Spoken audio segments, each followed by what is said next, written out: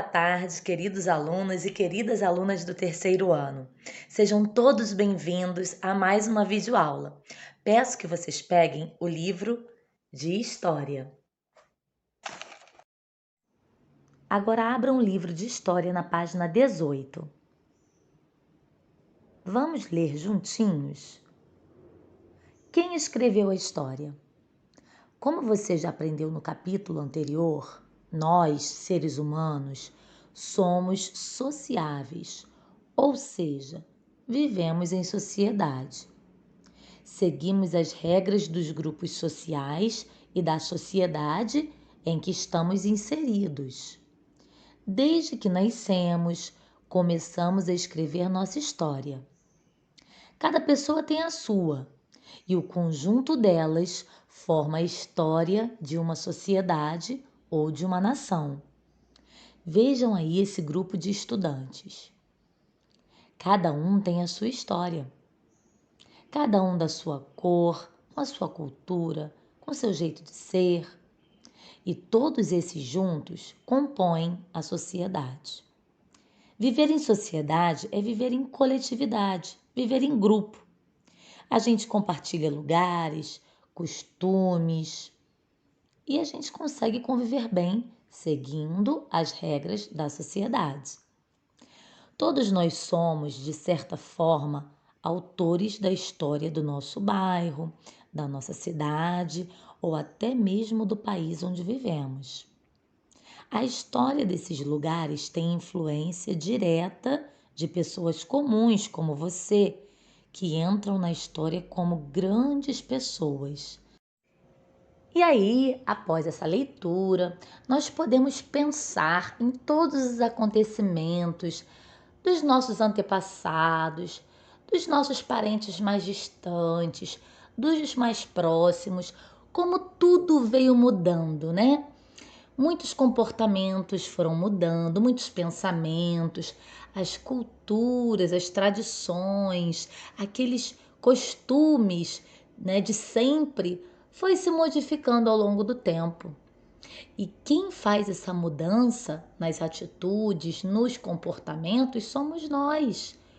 Nós, com o nosso jeitinho de ser, vamos adaptando a nossa vida, a nossa história, de acordo com o momento em que estamos vivendo.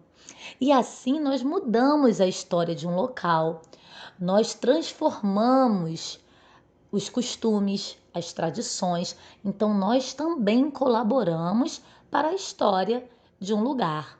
Então, por isso, somos considerados seres históricos, porque também participamos da transformação, das ações, dos pensamentos de um local. E na página 19, vamos às atividades. Durante os mais de 500 anos do Brasil, vários nomes ficaram na história do nosso país, seja por meio da arte, da política, da luta por direitos e etc. Agora, escolha uma das personalidades abaixo, pesquise sobre ela e escreva um de seus grandes feitos. Aí vocês têm 8 fotografias, 8 pessoas que participaram da história do nosso país, colaboraram de alguma forma.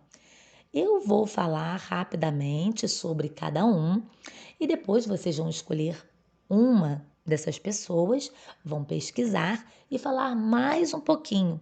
Na verdade, vocês vão escrever nessas linhas aí, tá bem?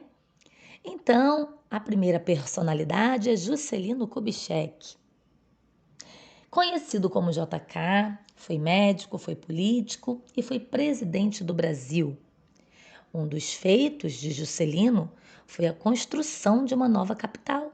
Ele investiu no desenvolvimento de Brasília.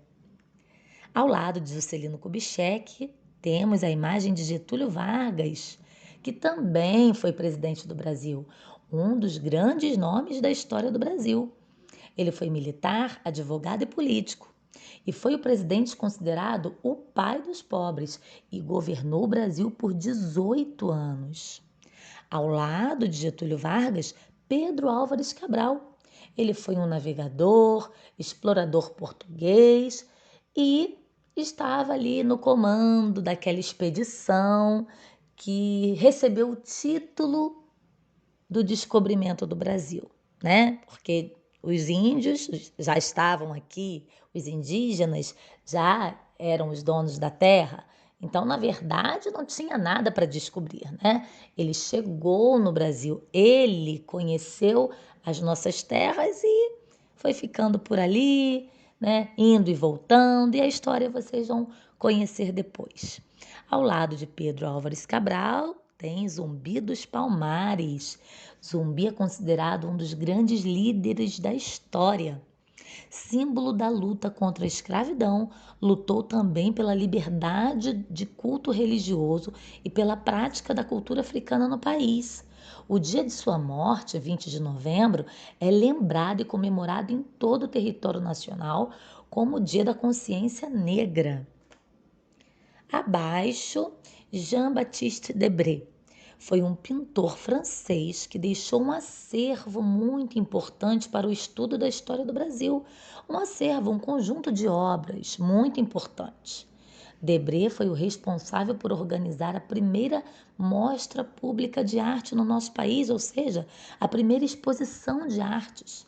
E foi ele quem desenhou a bandeira do Brasil. Ao lado de Debré, Tarsila do Amaral. Tarsila de Aguiar do Amaral, internacionalmente conhecida como Tarsila do Amaral ou simplesmente Tarsila, é considerada uma das principais artistas modernistas da América Latina. Esse quadro aí que vocês podem observar é a Bapuru, uma pintura a óleo dessa artista. É uma das principais obras do movimento modernista no Brasil. Esse movimento defendia a independência e a valorização da cultura cotidiana, a cultura do dia a dia do Brasil, né? Então, esse movimento modernista, ele teve o apoio das obras de Tarsila do Amaral, né? Ele lutava contra as tradições, as regras impostas para que uma pessoa pudesse expor a sua criatividade, expor suas obras. Ao lado de Tarsila do Amaral, Princesa Isabel. Foi a segunda filha, a primeira menina do imperador Pedro II. E ela, como herdeira, recebeu esse título de princesa. Princesa Isabel promoveu, colaborou com a abolição da escravidão no Brasil, assinando a Lei Áurea em 1888. Essa Lei Áurea, ela foi sancionada, assinada, foi autorizada pela Princesa Isabel no dia 13 de maio de 1888. Essa lei concedeu liberdade total aos escravos que ainda existiam no Brasil, um pouco mais de 700 mil. E aí essa lei definitivamente acabava com a escravidão no país. Tem aí a foto do documento. E ao lado de Princesa Isabel, uma foto bem antiga, né? Esse aí é o pai de Princesa Isabel, tá? Dom Pedro II. Nessa imagem, claro que ele ainda não era pai dela, ele ainda era um rapazinho, né? De 15 anos, quando ele assumiu o trono. Ele assumiu bem cedo. Vou ler um pouquinho da história dele. Ele foi o segundo e último imperador do Brasil. Ele tornou-se príncipe regente aos 5 anos de idade, quando seu pai, Dom Pedro I, abdicou do trono, ou seja, ele abriu mão. Aos 15 anos, ele foi declarado maior e coroado imperador do Brasil. Ele foi obrigado a passar a maior parte do seu tempo estudando muito em preparação para reinar. Conheceu poucos momentos de alegria e quase não teve amigos da sua idade. Ele praticamente não teve infância nem adolescência, porque ele tinha muitas responsabilidades de um adulto. Seu reinado teve início no dia 23 de julho de 1840 e terminou no dia 15 de novembro de 1889, quando foi proclamada a República. E a República é o quê? O país, né, o nosso Brasil, ele deixou de ser comandado é, pelos, pelos príncipes, pelos imperadores, né? Ele deixou de ser uma monarquia para ser república, ou seja, os governantes do nosso país poderiam ser escolhidos pelo povo, tá? Então, o governo do país já não era mais passado de pai para filho, né? Do rei para o príncipe, para o imperador, não era mais dessa forma, tá? Quando o país se tornou república, os brasileiros podiam escolher os seus governantes. Página 20, número 2. Na história de seu município, há alguma pessoa muito conhecida? Escreva o nome abaixo. E aí, aqui no nosso município, vocês conhecem alguém? Alguma pessoa que tenha participado da história, tenha colaborado pelo desenvolvimento do nosso município? E aí? Vocês podem pesquisar, tá? Escrevam aí. Número 3. A sua história também faz parte da história do seu município. Preencha a linha do tempo com os fatos que você considera mais marcantes na sua história. E aí, tem 5 quadros, né? E vocês vão escrever as coisas mais importantes que aconteceram com você, tá? E aí a resposta pessoal, cada um vai escrever um pouquinho da sua história. Número 4. O estudo da história é feito por meio de documentos e vestígios deixados pelas sociedades antigas, mas também é realizado através das histórias contadas pelos mais velhos. São as chamadas tradições orais. Então, além do estudo da história feito com documentos, com livros, sempre tem aquela pessoa na nossa família, ou nosso vizinho, um conhecido, que conta as histórias que aconteceram naquele local. Essas pessoas, por serem mais antigas, elas viveram coisas que nós não vivemos. Então, elas sempre vão ter o que contar. Então, sempre que a gente fica sabendo da história através de um relato contado, é chamado de tradições orais. A gente fica sabendo das tradições orais, né? Você tem uma boa história para contar de algo que presenciou? Se sim, produza um pequeno texto narrando sua história. Capriche. E agora eu quero que vocês caprichem aí, hein? Sem preguiça. Não quero preguiça para escrever. Eu quero que vocês me contem uma história, algo que vocês tenham presenciado, muito interessante e que vocês escrevam aí, tá? Aqui terminamos as atividades da página 20. Vamos agora para a página 21. Vivemos juntos, mas somos diferentes. Na sociedade em que vivemos, temos a oportunidade de conviver com muitas pessoas. Em um mesmo tempo, podemos ter contato com experiências e situações de culturas diferentes da nossa. Vejam aí quantas pessoas, né? Elas fisicamente são tão diferentes, cada uma com seu jeitinho. A população brasileira, por exemplo, é muito diversificada. Diversidade essa que começou com a chegada dos portugueses em 1500. A essa variedade de culturas e etnias damos o nome de miscigenação, a qual promove uma grande riqueza cultural. E essas relações ajudam os historiadores a estudar nosso comportamento e atitudes em um tempo futuro. Cada pessoa é um ser único e as diferenças existirão em todo e em qualquer momento histórico, pois nem todos pensam ou sentem as mesmas coisas do mesmo jeito. Vamos agora para a página 22, atividades. Como vimos, na sociedade em que vivemos, temos a oportunidade de conviver com muitas pessoas de diferentes costumes, crença, etnia, etc. Circule a imagem que não ilustra essa afirmação. Então, vamos prestar atenção nessa afirmação que lemos. Como vimos, na sociedade em que vivemos, temos a oportunidade de conviver com muitas pessoas de diferentes costumes, crença, etnia. Então, qual é a imagem que não está mostrando essa convivência de pessoas de diferentes costumes, crença e etnia? Qual é a imagem?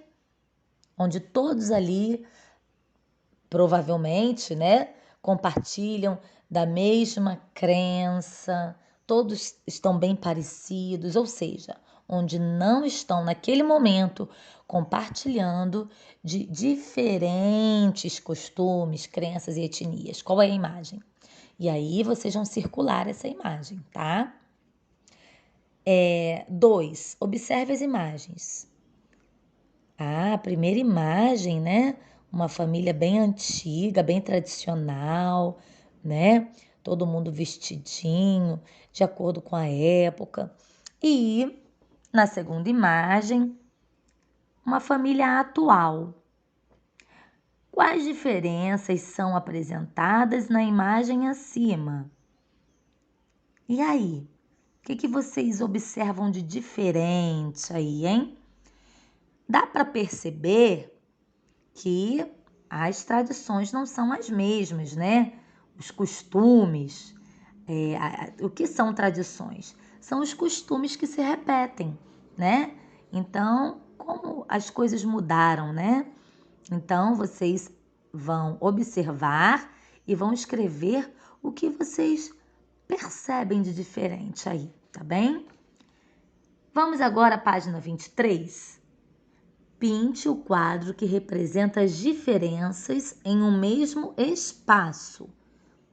E aí, qual é o quadro que está representando pessoas diferentes, com diferentes costumes e está mostrando que é possível conviver com as diferenças? Claro que é.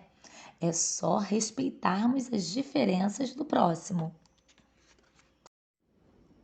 Página 24. Vamos ler junto esse lindo poema? Na minha escola, todo mundo é igual, de Rosana Ramos. Lá na minha escola, ninguém é diferente. Cada um tem seu jeito. O que importa é ir para frente. Tem gente que não tem braço e que só joga no gol. Tem outro que não escuta, mas que dança rock and roll. Tem uns que não podem andar e usam cadeira de rodas. Jogam vôlei, fazem balé e só querem andar na moda. Tem um com síndrome de Down, que é o mais prestativo da escola. Quando alguém tem um problema, é o que mais colabora. Tem também um autista, que gosta de ficar sozinho, mas sempre na hora do lanche divide com um amiguinho. Tem criança gorda, magra, alta, baixa, rica e pobre, mas todos são importantes, como prata, ouro e cobre. Tem branco, negro e japonês. Isso não faz diferença. O que importa pra gente não é o que vem de nascença. Tem nordestino, sulista, carioca e mineiro, amazonense, goiano, tem paulista e estrangeiro. Que bom se todo mundo pudesse entender direito, que tudo fica mais fácil sem o tal preconceito. Página 25. Depois da leitura do poema, faça o que se pede. Letra A. Circule na primeira estrofe a segunda comunidade da qual participamos. Tia, onde que eu vou achar a estrofe? Vamos voltar ao poema, olhar para cada linha do poema. Cada linha do poema é um verso. Lá na minha escola é o primeiro verso. Ninguém é diferente é o segundo verso. Cada um do seu jeito é o terceiro verso. O que importa é ir para frente. É o quarto verso. Vocês estão vendo que agora tem um espaço para começar o próximo conjuntinho de versos? Então, esse primeiro conjunto com 4 versos é chamado de estrofe. Então, esse grupinho com os 4 versos são a primeira estrofe, tá? Esses 4 versos formam a primeira estrofe. Então, vocês vão procurar aí qual é a segunda comunidade da qual participamos. E vocês lembram que nas nossas aulas anteriores, eu falei para vocês que a primeira comunidade da qual fazemos parte assim que nascemos é a família. E a segunda, qual é? Circulem lá no poema. B. Sublinhe o trecho. Sublinhe, passa uma linha embaixo do trecho da frase, ou seja, do verso, que indica que existe uma pessoa com deficiência auditiva. O que é deficiência auditiva? Dificuldade na audição, deficiência na audição. Então, vocês vão voltar no poema, vão procurar qual é o verso, qual é o trecho que está indicando que na escola existe uma pessoa com essa deficiência na audição, que é a deficiência auditiva. Letra C. Que estrofe indica a pessoa mais colaboradora da escola? Lembrando que estrofe é o grupinho de versos. Então, vocês vão procurar nesses grupinhos de versos qual é o grupinho, ou seja, qual é a estrofe que está falando sobre o aluno que mais colabora na escola. E vão escrever aí que estrofe é essa. É a primeira? É o primeiro grupinho? É o segundo grupinho? É a segunda estrofe? É o terceiro grupinho? E aí vocês vão ver e vão escrever aí. Letra D. Quem é o aluno que gosta de ficar sozinho? Porém, na hora do lanche, ele divide-o com seu coleguinha. Que aluno é esse? Vou dar uma dica para vocês, tá? O correto não é chamar o aluno que tem autismo de autista, tá? Ele não é autista, ele é uma pessoa como qualquer outra, mas ele possui autismo. Então aí, quando vocês forem escrever, não escrevam o aluno autista. Vocês podem escrever o aluno que tem autismo, tá bem? Porque nós não temos que dar um nome à pessoa pela deficiência, pelo transtorno, pela dificuldade que ela tem, né? Ninguém gostaria de receber um nome pela dificuldade que carrega. Então, o aluno que tem autismo, não precisamos chamá-lo de autista, tá bem? Letra E. Copie os versos que falam sobre o preconceito. E aí vocês vão ler com muita atenção novamente este poema e vão copiar aí os versos, lembrando que o verso é cada linha, cada frase que compõe as linhas do poema. E vocês vão escrever aí quais são os versos que falam sobre o preconceito. E número 5. Depois de ter lido o poema de Rossana Ramos, Na Minha Escola Todo Mundo é Igual, comente como é o seu comportamento com os que são diferentes na sua escola. E aí vocês vão escrever um pouquinho do que vocês acham que é correto fazer, de como é correto se relacionar, né, com as pessoas que são diferentes. Diferentes fisicamente, diferentes na forma de pensar, diferentes nas suas crenças, nas suas tradições, nas suas culturas. Apesar de sermos diferentes, nós somos iguais porque temos os mesmos direitos, somos seres humanos e devemos nos respeitar.